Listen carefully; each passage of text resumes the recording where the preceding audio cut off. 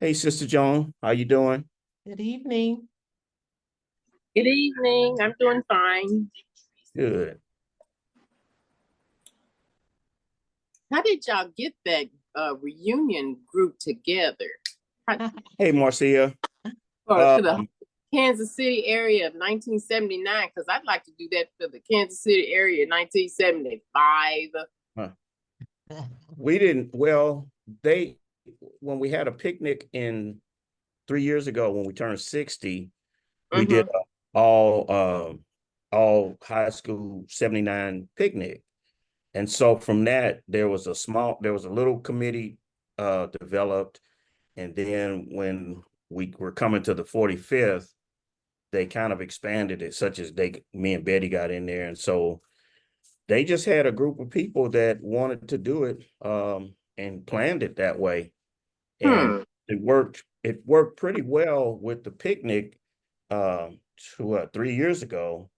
And matter of fact, it was right after, it wasn't long after COVID when that happened, and we had pretty good response then. Um, they just thought, okay, let's just try to put it, make it citywide. And so, Right. and sometimes that works. I mean, I was talking to Dad Frazier today because the older we get, some of us were dying off, and so some classes are getting smaller, and so Right. therefore it kind of helps when you just begin to put them all together. But to answer your question, yeah, that's how that happened. It kind of snowballed in a good way after that. Promoter. Yeah, we did. Now, yeah, let me back up. We did have a promoter. Okay, I don't know if y'all saw him. He was here. He had a white suit on. Little guy, short guy named Joe. Uh, but he helped. He helped to. My wife is. Why don't you come over here and help? Since she's just trying to feed these words to me. Right. Right. Hey, Cheryl Bennett. Oh, let's see. She's not on that. Hey, Sister Angel. Hey, Linda. And hey, Okay. Sister Bennett. We we can talk more about it later. I was just curious. Hey, Yeah, that's pretty Marcy. much. Now, we didn't go Angel. look for the guy that was a promoter. Joe Teresa. just happened to be One of in the the class. class. Yeah, one of the class. I think Joe or Paseo. I can't remember. But anyway, yeah. So it kind of blossomed after that. And then another guy was a DJ.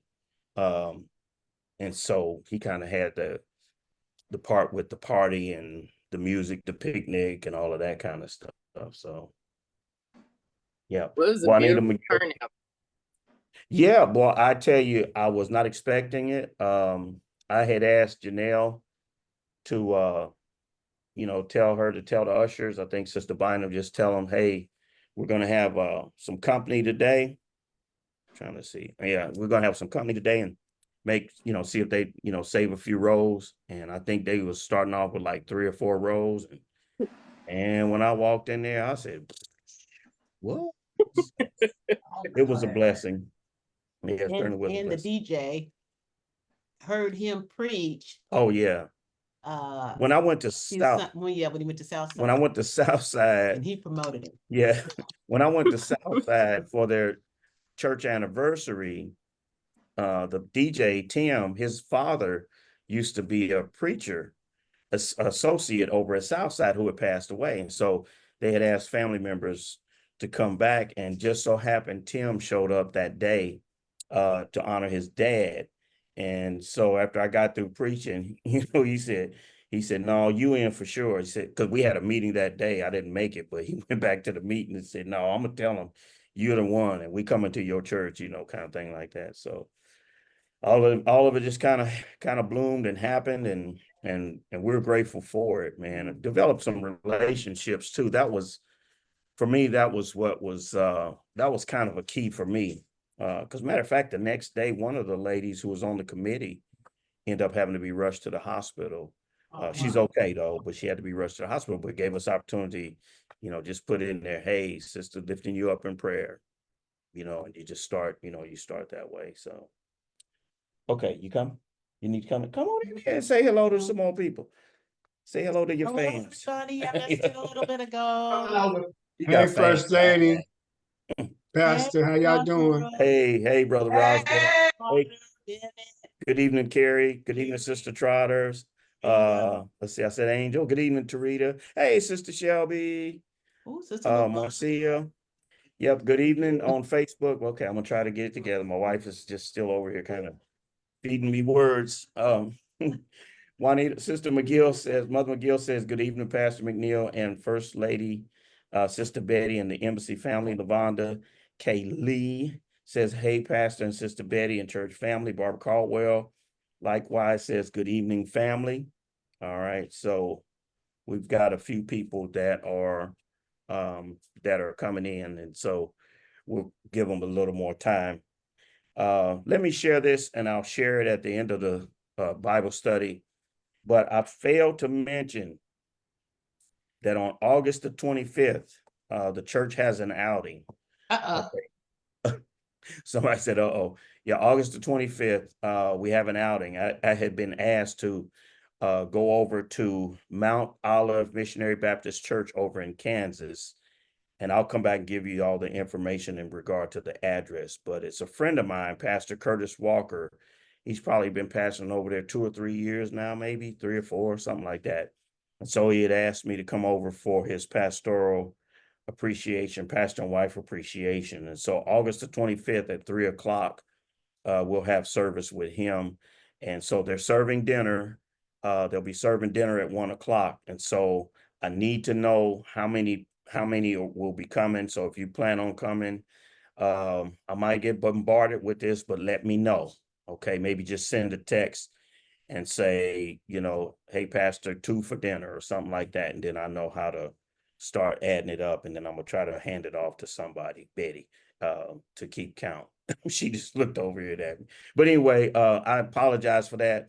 I think I was so overwhelmed with the reunion on Sunday that I just failed to mention it and did not have it in my notes. But August the 25th at 3 o'clock, we'll be going over to Mount Olive Missionary Baptist Church, where Pastor Curtis Walker is the pastor, and we'll be celebrating with him and Renee in their pastoral appreciations. So I'll come back and share that at the end of our Bible study. So let me catch some folk. Kenneth Moore, good evening, brother. Lisa Taylor says, good evening, Pastor and Sister Betty and Embassy family. Kenneth Moore said, with who? Mount Olive Missionary Baptist Church, Pastor Curtis Walker. Matter of fact, he was a co-worker. He carried mail. He's a union vice president now. And so he's still working in that capacity. But nevertheless, Sharonda Nelson, good evening. Reginald Taylor, he says, good evening, Pastor McNeil and the Embassy family. So Tony Yerby, good evening to you. And I think that may be about it. So we're going to get ready to start with our with our Bible study. Just continue to be mindful. Good evening, Kathy. Did I miss you? Okay. Oh, there you are. My bad. Yeah. Good evening, Kathy. I saw the chat she put in there. Let me open up that side of my screen.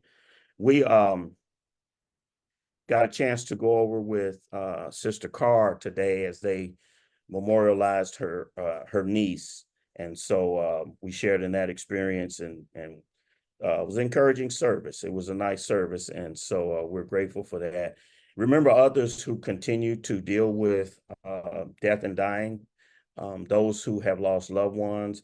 The Lord had just the Lord placed on my heart yesterday the Coates family, and so I gave a call to Jay and just let him know, told him let Tasha know I was praying for them, because I don't know how long it had been, but just they came across my mind. So there's still people grieving from a lot of things, from death and things of that nature, and so we pray that God continues to bring healing to them.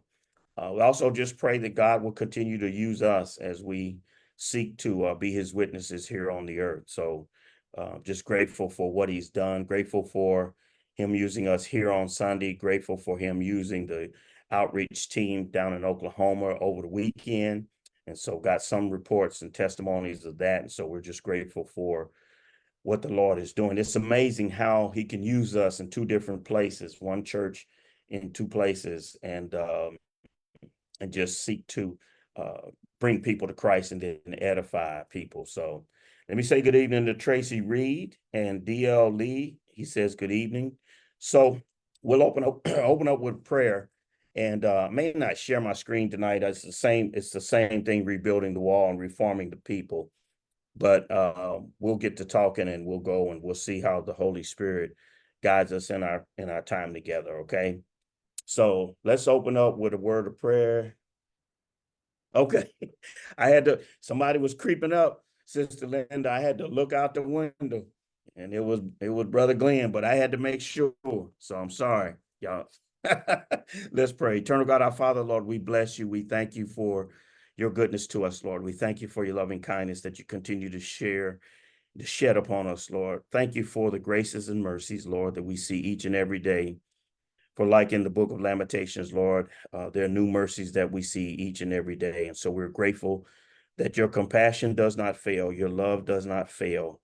Lord, even when we don't act our best, Lord, you still love us. And so you still care for us and you keep us. And so we're thankful for that.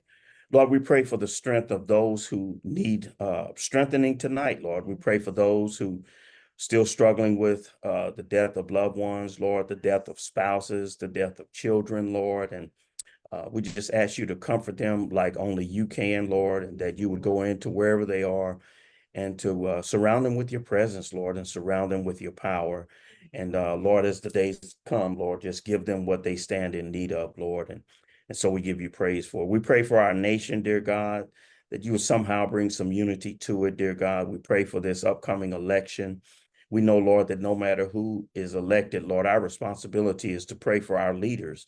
And so help us to be mindful of that, Lord. Let your will be done, dear God, and help the church to continue to glorify you, Lord, in this present age. And so now, Lord, as we move to have our Bible study, Lord, just be with us. Speak to us through the remainder of this book of Nehemiah as we look at the reforming, Lord, of this nation and Ezra preaching to the people. And then, Lord, I just pray as we continue in this bibliology, Lord, just help us to grow thereby, that we'll get a hunger for your word, Lord, that we'll have a desire, Lord, as we know, Lord, to go deep into your word, Lord, that we might grow in the grace and knowledge of the Lord Jesus. Bless our time tonight. In Jesus' name we pray. Amen. Amen. All right. Okay, let's see. Dehatra Crosdale Hines says, good evening, everyone. Stroney McKinney, I believe, is on. Yeah, I hope I got that right. Jonah May Jenkins. All right, so glad we got you there. Let's see, we got Sister Libby. Appreciate you coming in and glad you got where you were going safely. All right. And so I don't know if did I speak to the Rosboroughs and my brother Mike. I saw you driving, man. So I pray that you're being safe. Okay. All right. So what we're going to do, if you got your Bibles, you can turn to Nehemiah chapter 8, and that's where we're going to begin today. I'll share it quickly and then I may stop sharing the screen, but I'll share it just to open us up. And if you didn't remember, okay,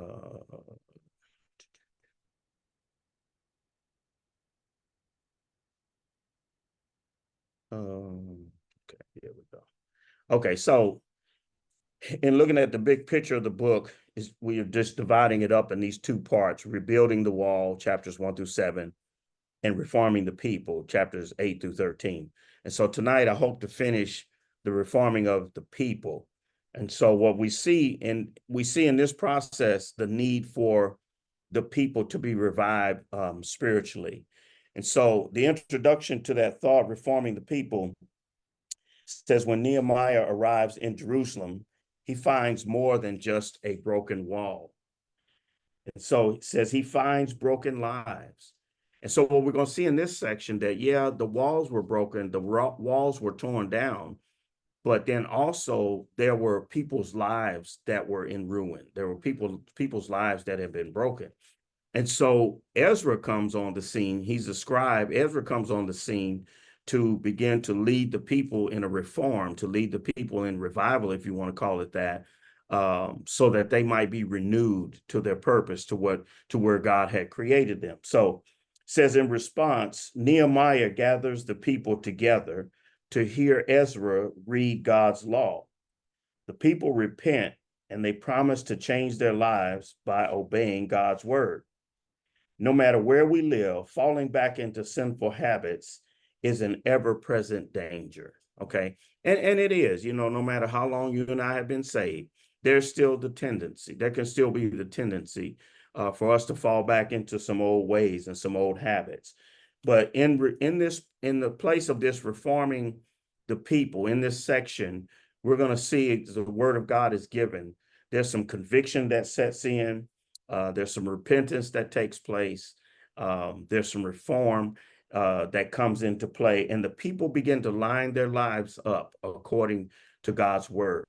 And really, we can have the biggest and prettiest building in Kansas City, but if we're not rebuilding the lives of people on the inside, then we are really just showing up at a nice place and just enjoying a facility.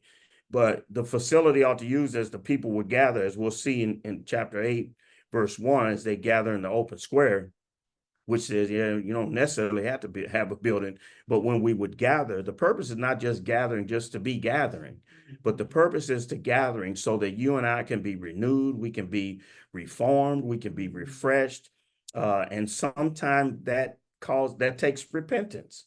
You and I have to repent of the things that are contrary to the word of God, that when you hear the word of God from the man of God, when you hear the word of God from the woman of God, that when it convicts you, don't get mad at the preacher. Okay, don't get mad at the teacher. Don't get mad at the one who is preaching and teaching the word of God.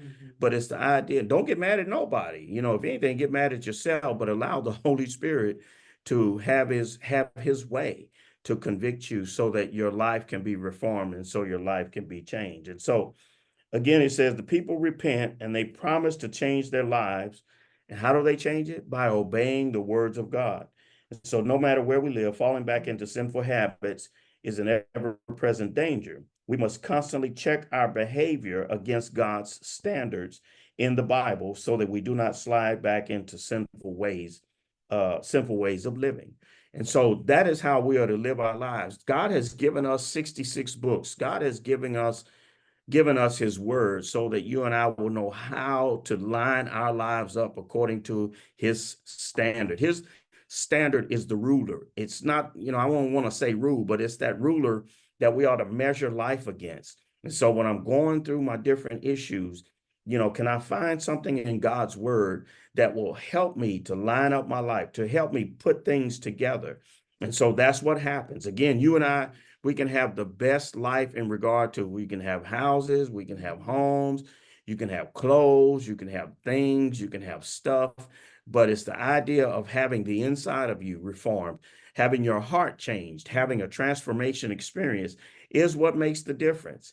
And so, all those nice things, they're nice and everything, but yet you can still be dead on the inside. And so that's why we want to get the gospel out to as many people as we possibly can. One of the funny things when we had the party on Friday, it was at the place Stony Creek, the same place we celebrated Deacon Hammond's retirement. We were in that same room. And so Tim, the DJ, he called me. We were setting up our table, just doing some little things. And so he called me and then he said, hey, preacher, I want you to pray. I want you to pray tonight. And so I was like, okay. So I'm kind of like, they got the bars going on. They kind of already started. And so I said, well, you want me to bless the food? We had finger food kind of thing. And he said, no, man, just ask God's blessings upon, the activities. And so I thought, okay, we'll do that. I wasn't going to say no. And so we did, and so my hope in it all, anytime when I'm asked to do something, especially in a place, in that type of environment, not that it was bad, don't get me wrong, but just, where people have partying on their mind, was to somehow exemplify the Lord Jesus Christ in the midst of it. And that's all, we want to do that. Just pray. Not saying everybody's bad, nothing like that, but just represent Christ, represent God, even in that environment. And so we praise God for that. Yes, ma'am. Oh, I thought you was going to say something. Okay. No, sir, I'm not gonna interrupt anymore. She's not going to interrupt anymore. Oh, Lord. I must be in trouble. Y'all pray for me. Okay, all right. Let me see, where am I going? Let me stop sharing. But this is what we're going to talk about. We're going to talk about reforming the people. So if I need to pull my screen back up, I'll pull it back up. Okay. All right. See, Tasha Coates has come in. Sue Marchbanks has come in. So good evening to you guys. All right. Okay. So let's go to Nehemiah chapter 8, verse 1. So again, we're talking about this rebuilding of, or reforming of the people, excuse me, the reforming of the people. And so it says, verse 1, now all the people gathered together as one man in the open square that was in front of the water gate. Now, I'm going to try this, and I'm ask a question. What do you think it means? And you have to answer. You have to open up your mic and share. And so I know everybody might do it at once, but that's okay. What do you think they mean when it says, now all the people gathered together as one man in the open square that was in front of the water gate? The key phrase is they gathered together as one man. What do you think that means? Anybody? Good evening, Cynthia White. Not all at once. Okay, all at once. I think it means Go that they ahead, Linda. gathered as one body. That one body is that one Say it man. again. That they all got together as one body, which it represents that one man, one individual. Okay, one body. Oh, okay, okay. They all had like one Go ahead, purpose. Like, Linda. Okay, one purpose. Okay, we lost you, Linda. Go ahead again. yeah, I was saying it was like they all gathered for one purpose, like we do on Sunday morning when we go to church. Absolutely. That's what I'm looking for. On Facebook, I've got Kenneth Moore says in one mind. Okay. Sister McKinney, I hope I got that right.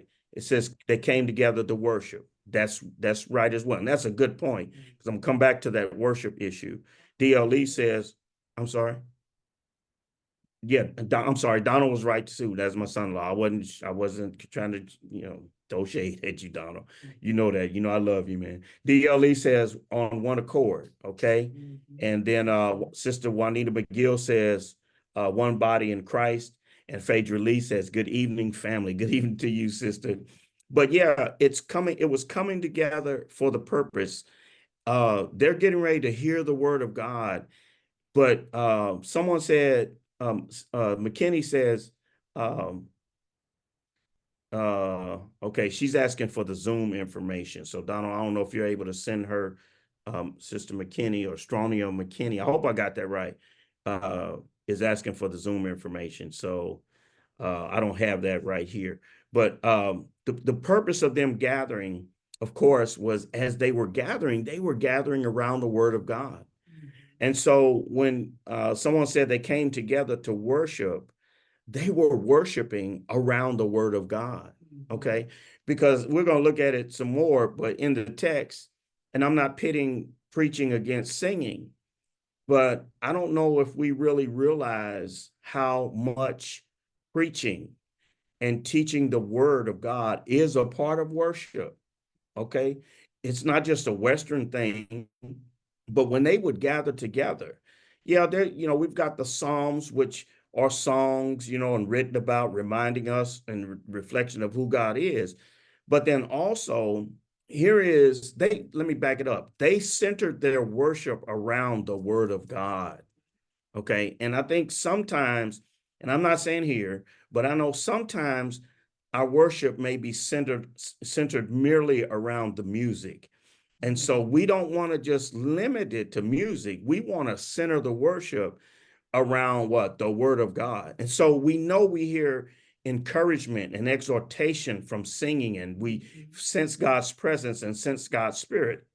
But it's the idea that when we get together, when we're singing, it ought to prepare our hearts to receive what God has for us. And that is a way of worshiping the Lord as well. But it's more than just hearing, as we'll see, but it's also doing what the word of God says. Okay. So, all right. Got a lot of folk coming in here. Hey, sure, Sister Holland. She says, good evening, Pastor and viewing family. So we appreciate you. Okay, but I wanted to kind of just open that up because when we gather on Sunday mornings, we ought to be gathering as one person.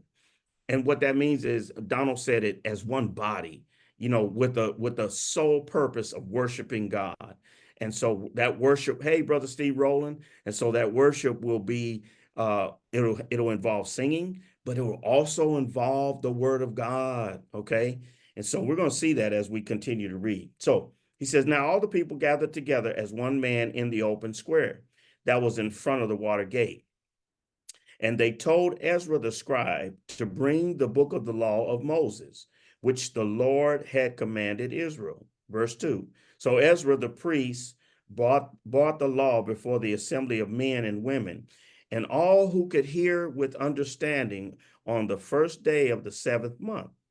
Says, then he read from it in the open square that was in front of the water gate.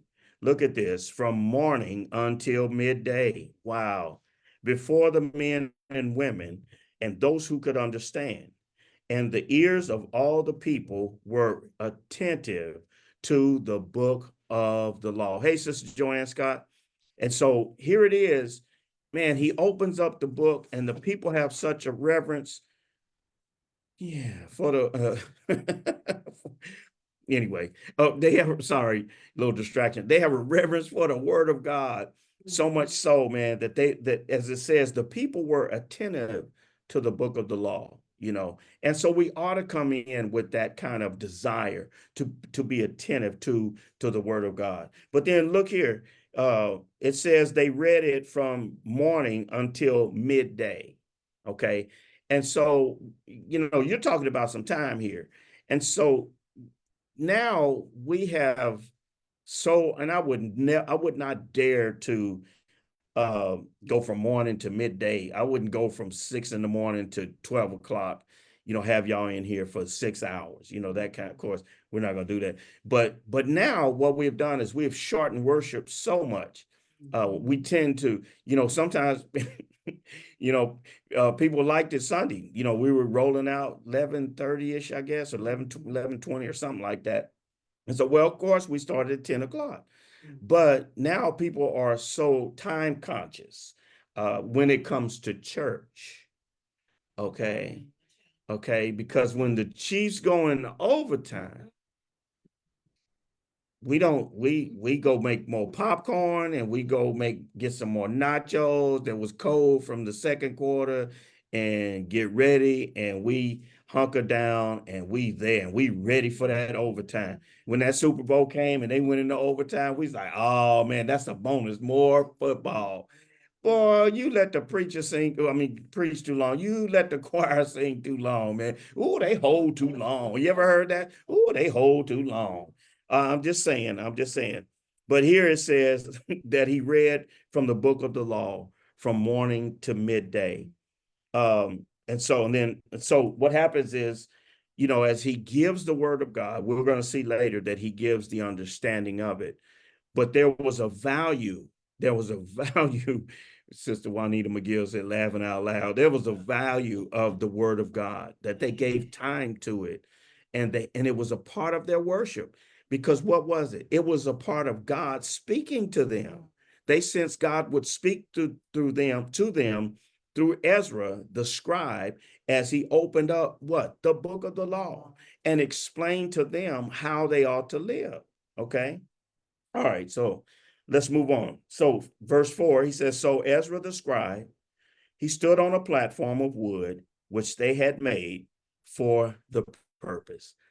Now, agree or disagree, but I look at this when it talks about scribe who stood on a platform of wood that they made for that purpose, could be the pulpit. Okay. Now, you don't have to have a pulpit. You don't have to stand on wood.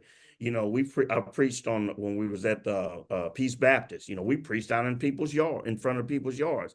Plugged up to their electricity. We didn't need no platform. And all that kind of stuff. When we were over at Started Grace, and then we were at the hotel, and so there was times we came in there, and then we were just right there on the floor, with everybody. And it wasn't until we came in one day, somebody left a riser in there.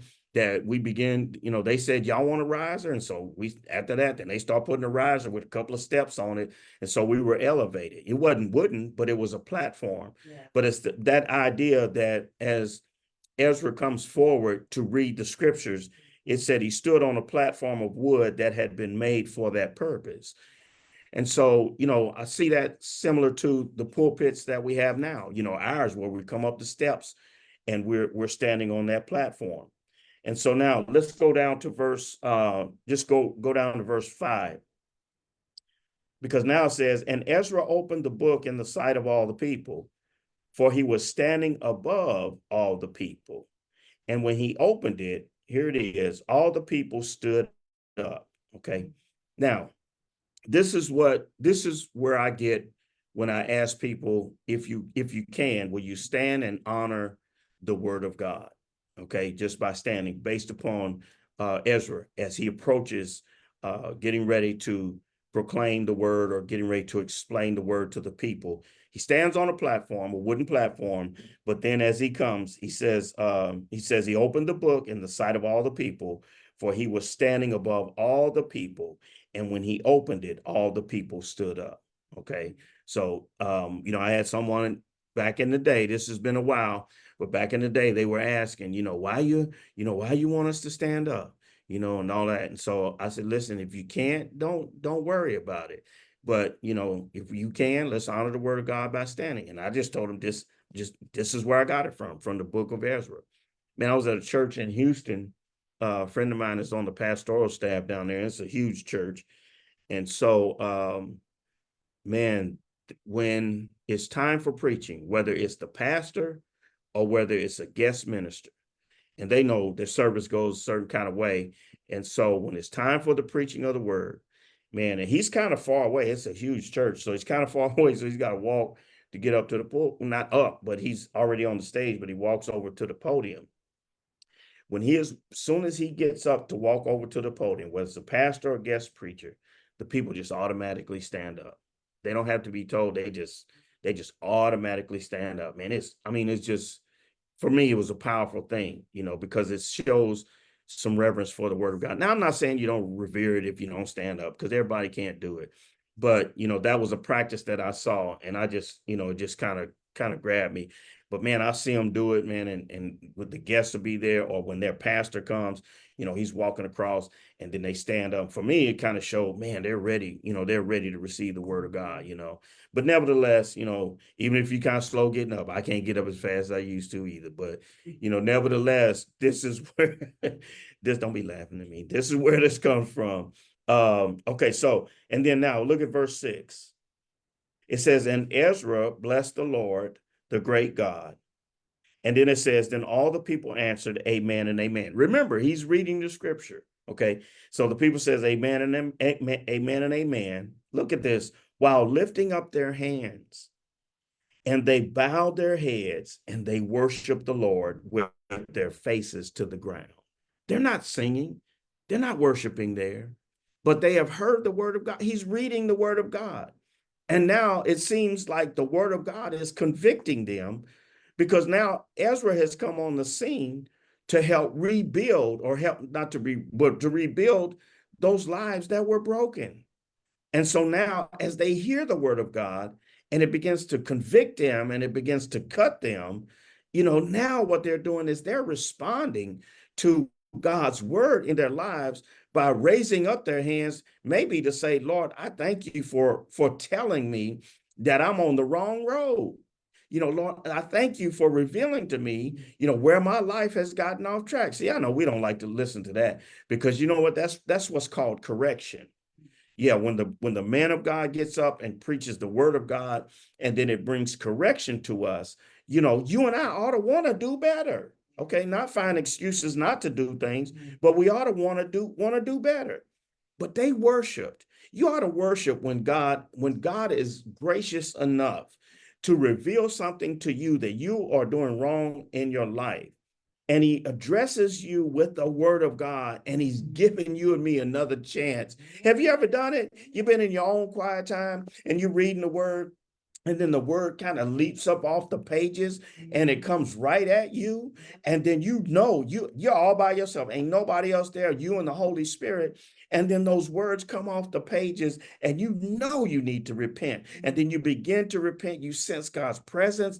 You sense God's power. Maybe it's something that you know about that you need to correct. But on that day, man, the word of God comes straight to you. And then Lord, you just get down and you confess to God, Lord, your weakness. You confess to him, Lord, I'm weak in this area. Lord, forgive me. Lord, give me strength. Help me to walk in a better way. Every time you and I come in contact with the word of God, we ought to go back different.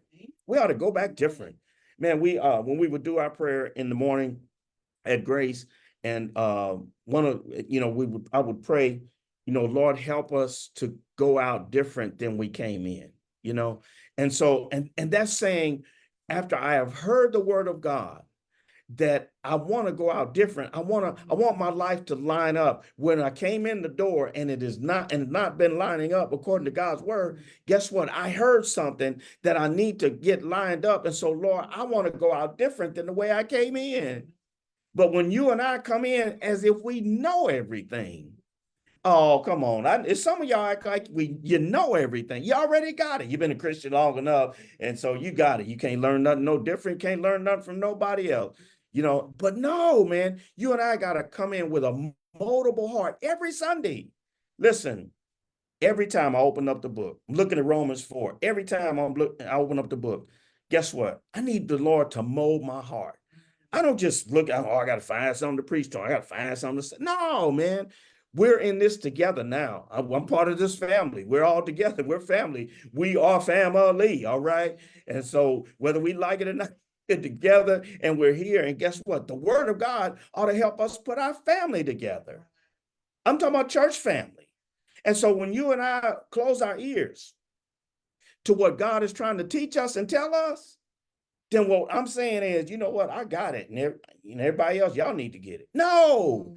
Every time you and I come into the house of God, every time the Spirit of God is here, he ought to do some work on us. He ought to be doing some surgery on our hearts. Because listen, you ain't there. And I ain't there either.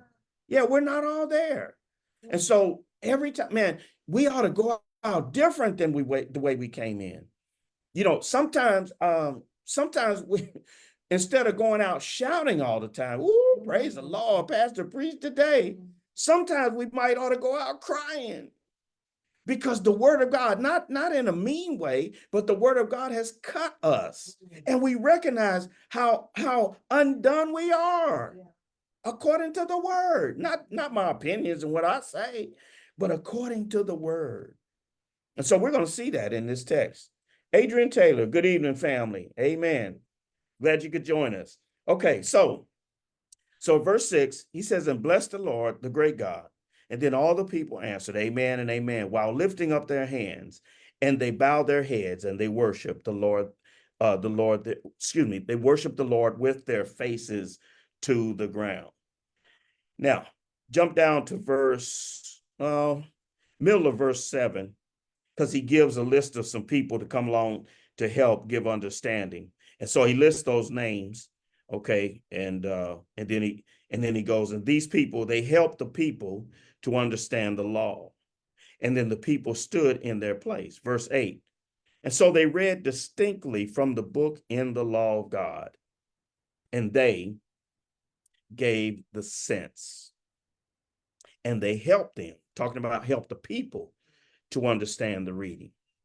So each Sunday, responsibility of the preacher, of the proclaimer, whether it's our evangelists that are sharing, whether it's pastors or whether associate ministers that are sharing the word of God, our responsibility is to unfold the truth of God's word, not give out my opinions. Amen. If I share an opinion, I need to say this is only an opinion. And I really need to be careful with that, because that ain't what I'm supposed to be doing in the pulpit. You know what I'm saying? Okay. You hear that in here? Y'all hear that in here? So, but no, and I shouldn't. And you know what gets us in trouble is when we do share our opinions that ain't based upon the word of God. Oh, I know I'm teaching you. Yeah, it's silent. It's silent, but that's okay. But when we're teaching the word of God, we have to bring understanding to it. I don't look, sometimes God gives, as you're studying, and those that preach and teach, you study the word of God and you got to come up with the title and you got to come up with your thesis, and then your, 2 or 3 points, 4 points and whatnot. And so I don't look for clever sayings, but sometimes they, little sharp sayings can come. And they're good. I try to make sure that I'm not trying to be fancy with stuff, And so you got to be careful with that. But when the Spirit leads us, if it's going to help bring light to the text, then the title, that's got to be thought through, the thesis statement, what's your subject? What is it that you're talking about? And then your complement. What am I saying about my subject? What am I saying about what I'm talking about?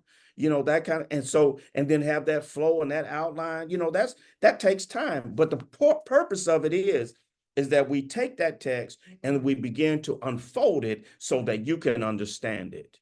You know what the preacher does is they say, we said this, and DL has heard this, we go backwards to move forward. Okay. And what that means is you, in your study, you got to go backwards. You got to go back in the sense of getting the context of the passage so you can come forward to a message for today.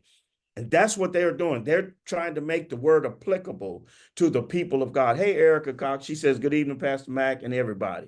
So good evening to you, sister. But that's what the purpose of the word and making it understandable is. And listen, not just letting you know what it means back in the day, back the context of what it was written in. Okay, you give me that, I'll give y'all that, but then I got to bridge it over to today. John Stott talks about preaching, this preacher, he talks about preaching between two worlds, preaching between the world of yesteryear, but then bringing it into the day of today, so that you and I know how to apply it to our everyday life.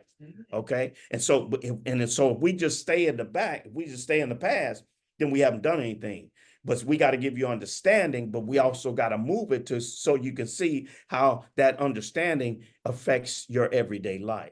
Okay. And so there were people there as the word of God it wasn't just read. They didn't just show up. They didn't just come in, talking about the word or reading the book of the law and say, okay, he's done, let's go. No, it was explained to them so they would understand how they ought to live. And so it said so they read distinctly from the book of the law of God, and they gave the sense, they gave insight, they gave understanding of what the word meant. Um, you may have heard some preachers, maybe me, I don't know, but they give you that text, and then you come back and you say, man, I don't know what they were saying. Not here at Ebenezer though, but I'm just saying you might have been in other places. And he said, boy, I don't know how that relate to the text, those kind of things. And I'm not saying you judge the preacher, but you come there to hear what God wants to say to us. And so preachers and teachers and evangelists, we've got to do our due diligence when we're studying the text to make sure that we're coming up, giving the sense of the word, and as well help them to understand the reading. Okay. So let me read there was a point in in one of the footnotes, and it says the people rose to their feet in respect and in anticipation. So, it's not just merely standing up in the formality or some may think being legalistic, but it's the idea of respect or reverencing of the word. But then in anticipation, what has God said to my pastor this week? You ever thought about that? What has God said to my pastor this week through this passage that he's reading to us today? You don't get excited like that.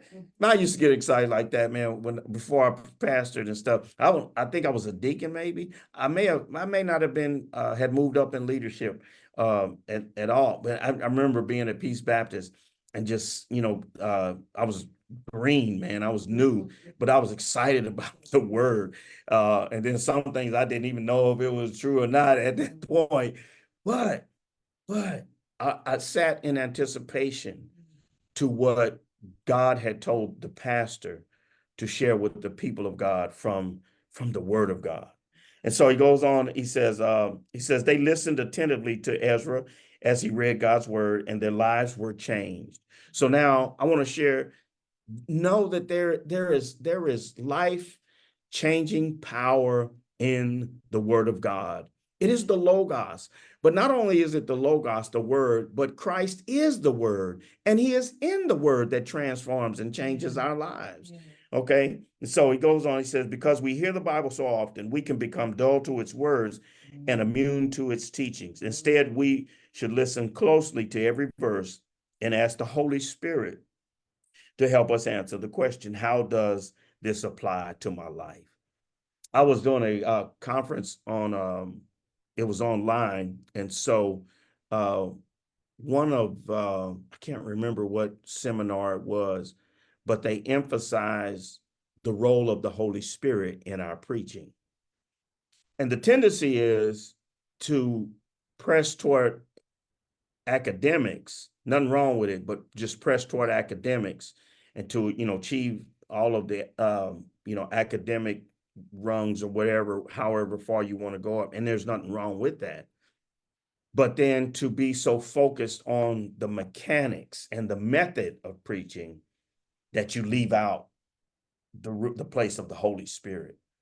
And man, that, it caught me, because the tendency, you can get in a rut in preparation, and, you can whisper a prayer and say, Lord, and, some little short prayer. But boy, it made me stop, and it made me appreciate the presence of the Holy Spirit in preaching.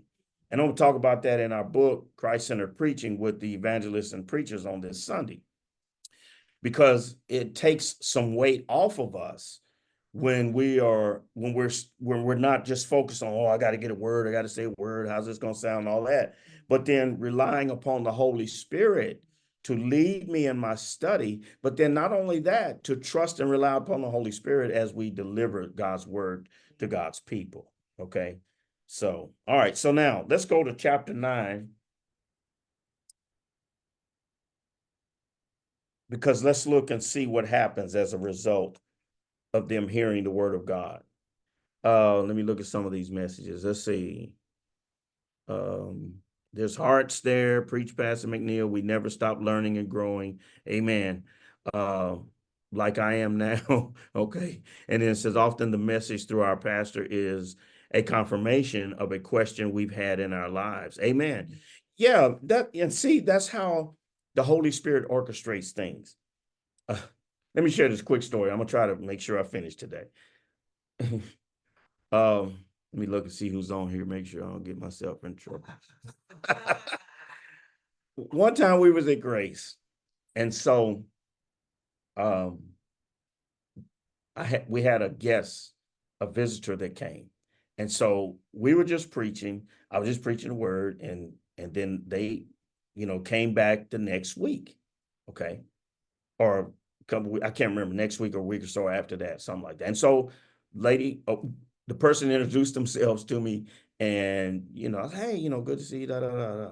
So then the next, or whenever they showed up again, which I think it was the next Sunday or Sunday after that, I preached and I, preached the word, and it was in the text and those kind of things like that. Now, somebody had invited her.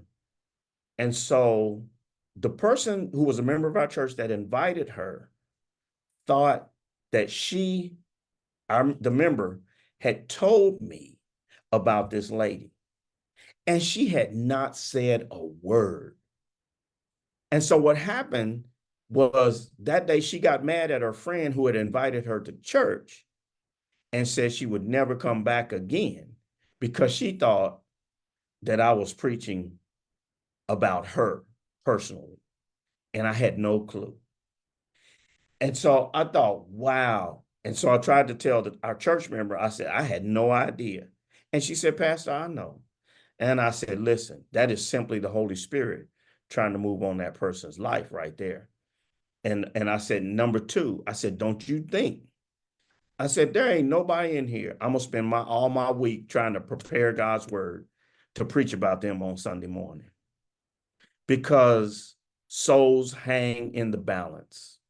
And so I don't need to focus on my wife and then preach at her. Oh, this would be good for my wife from the pulpit. Oh, man, you think I'm just going to focus on you on a Sunday morning? Oh, man, you crazy. I'm sorry, I shouldn't be.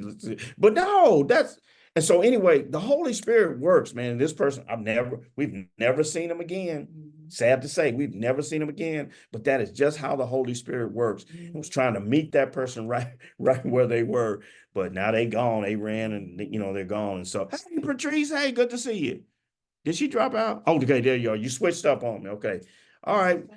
Yeah, me and my wife was just talking about it. We talked you up. All right. We make sure you're all right. We're gonna call you. Okay. But no, Okay, thank you. and that's how the Holy Spirit works. All right. Scare me. That's how the Holy Spirit works in the midst of preaching. The pastor and teachers are preparing something, and then you're going through something. And I would never, you share something with me, I never get up and preach that and the next Sunday or that's whatever. Okay, so now let's go on. So chapter 9, now on the 24th day of this month, the children of Israel were assembled with fasting and in sackcloth and with dust on their heads. You know why they got the sackcloth on and the dust on their heads? Because they're grieving, because they've heard the word. And now they're burdened because of their sin. It says, then those of the Israelite lineage separated themselves from all foreigners, and they stood and they confessed their sins and their iniquities of their fathers. Verse 3, and they stood up in their place and they read from the book of the law, the book of the law of the Lord their God. Look at this, for 1/4 of the day. And for another fourth, they confessed and they worshiped the Lord their God. That's what? 12 hours? Yeah. 6 hours. They spent 6 hours in the word one day. I could go somewhere with that, but I ain't. But then they spent another fourth confessing and worshiping God. Something happens when you're confronted with the word of God, and then it affects you and you respond to it in the way that you repent. Okay. It's one thing to hear it and then just continue to go out and say, oh, I got to work on that. It's another thing to hear it and then to repent of it, to have this attitude of fasting, turning the plate over, to have sackcloth on, sense of grieving, having dust on their heads. Remember Job, he does all of this as he's going through his turmoil. He's doing it because his family's been taken away from him. His health is gone. But they did it because they heard the word of God and they knew their life was not lining up to it. And they didn't fuss at Ezra. They didn't get mad at Ezra. They didn't get mad at Nehemiah and say, you brought this preacher in here, this scribe up in here. No, they saw the word of God and they saw themselves in the mirror of God's word. And then they confessed, they repented of their sins. They confessed it and they got right with God. And that's what you and I what we got to stop doing? We got to stop blaming everybody else. We got to stop blaming everybody else, man. We just blame everybody for the way we act and for the way we respond and all of that kind of stuff. We just got to stop blaming everybody else. If you want to blame somebody, blame the devil, man. And be like Flip Wilson, the devil made me do it. Yeah, because it ain't the preacher, it ain't the teacher, it ain't the deacon. It's me, oh Lord, standing in the need of prayer. It's you.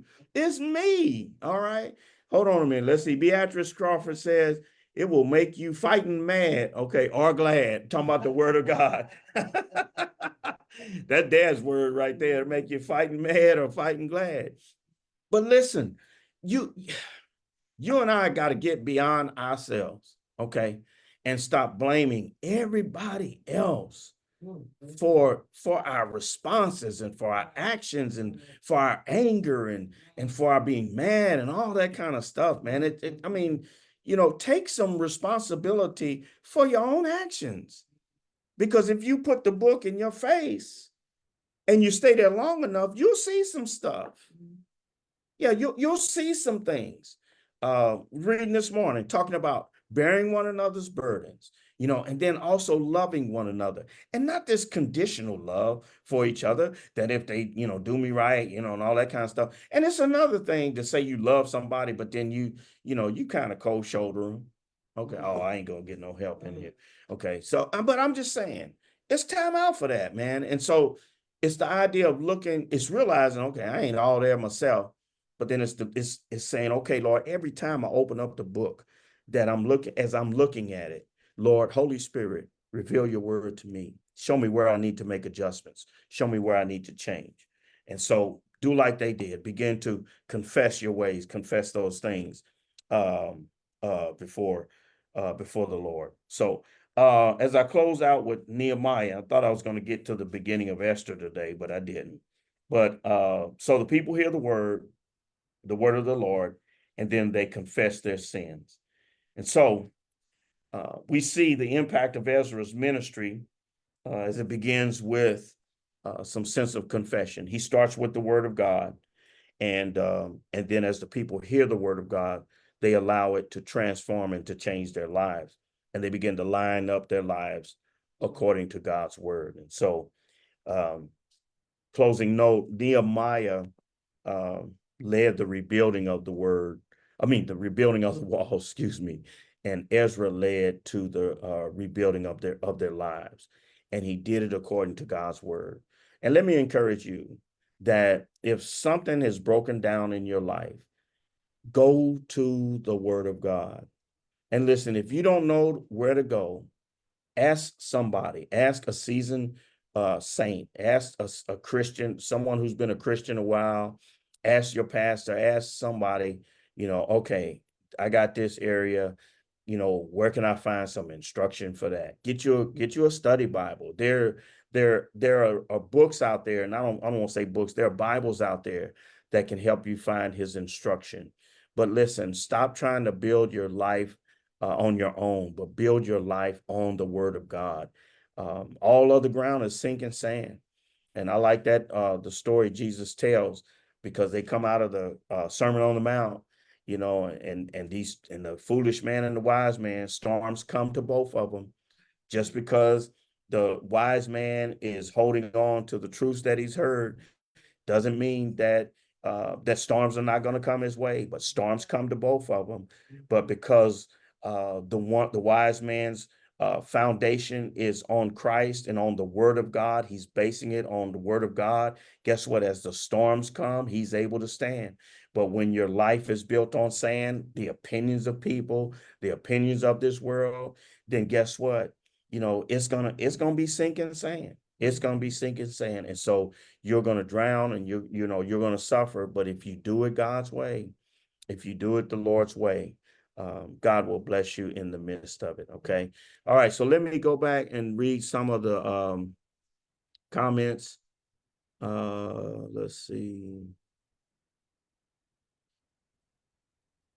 Alter the message to our see, we did that one. Amen. By the way, Pastor, I'm Roy and Tammy Stars. Okay. All right. All right. Strong. I hope I'm saying that right. Sister McKinney. Did I have it right? It says, okay, by the way, Pastor, I'm Roy and Tammy Starr's oldest. Okay. Marcia says she is going to hear the message again and again. We're going to hear the message again and again, no matter where she goes, until she hears it. Yeah. And that's the thing about the Holy Spirit. That's why I don't have to try to wrangle and all that, man. It's bigger than me.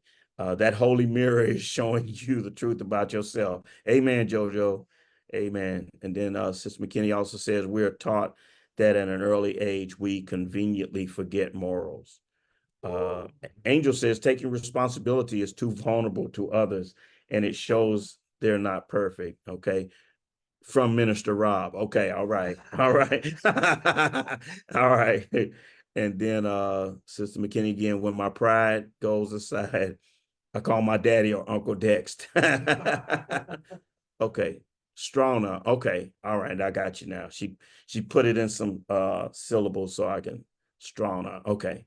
And then Minister Rob says spiritual growth happens when you admit wrong. Amen, brother.